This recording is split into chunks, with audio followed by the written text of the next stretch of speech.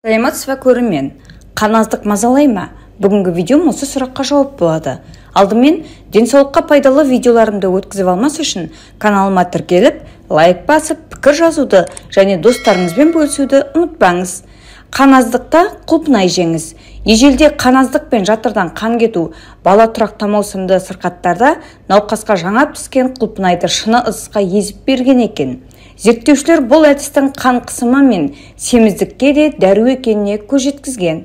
Химикатсыз піскен құлпынай жүрек қызметін жақсартып, инфаркттың алдын алады екен. Зерттеушілер құлпынайдың құрамындағы С, В5, В6 витаминдері иммунитетті көтеріп, тұмауға шалдығуды азайтады деп жазады Ауырмаңыз газеті. Жиі суықтайтын, көп жөтелетін, баспа ангина мазалайтын 8 жасқа дейінгі балаларға жазда құлпынайды көбірек беру керек. Ол тәбетті ашып, ағзадағы витамин жетіспеушілігінің орнын толтырады. Ас қорытуды жақсартуға да себеп болады. Зәр айдауға көмектеседі.